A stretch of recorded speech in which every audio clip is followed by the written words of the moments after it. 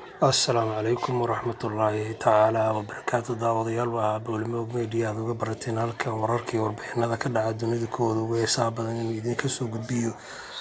Waxaanu haddaba maanta oo taariikhdu tahay 7 bishii shanaad 2020 idin soo gudbinaynaa sida uu ku tegay cudurka dalka Mareykanka. Waa cudurka loo yaqaano COVID-19 ama coronavirus. Markii ugu horeysay ee uu tagay Mareykan iyo sababta uu ku tagay ayaanu idin sharaxi doonaa. Waxaa dhacday sanadii hore bishii 15 ayaa waxaa dalka Mareykanka magaalada loo yiraahdo Seattle Washington waxaa kasoo duulay nin ganacsada oo da'diisu ahayd 36 jir kaasoo u soo safray dhinaca dalka China. waxaanu ninkaasu soo aaday magaalada quruxda badan ee ganacsi ee Wuhan ee ku taalla bartamaha dalkaasi China.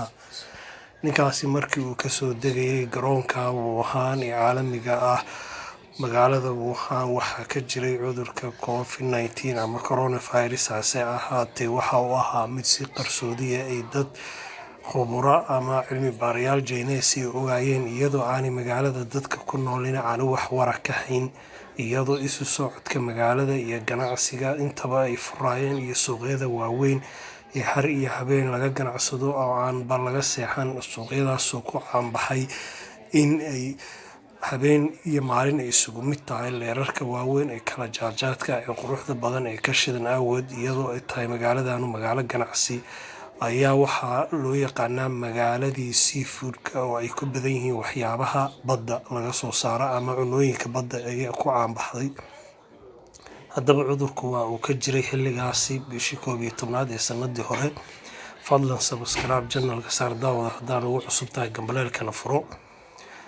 waxaanu idin wadnay warbixinteeni ku saabsaneyd halka ama sababta uu ku tegay cudurka COVID-19 dalka Mareykanka iyo sababta uu uga qarxay Wuhan.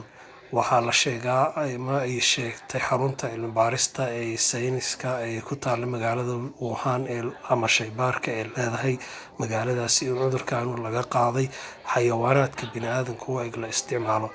haddaba ninkii dhalinyaradaha ee ganacsadaha ahaa ee yimi magaalada Wuhan ee u soo safray ayaa waxa uu dib ugu safray dalka Mareykanka markii ay ahayd bishii labaad 17 sanadkan aynu ku jirno 2020 ama Febraayo 17 2020 ayaa waxa uu ku laabtay halka iyo cariga Mareykanka uu hore uga yimi gaar ahaan magaalada Seattle Washington.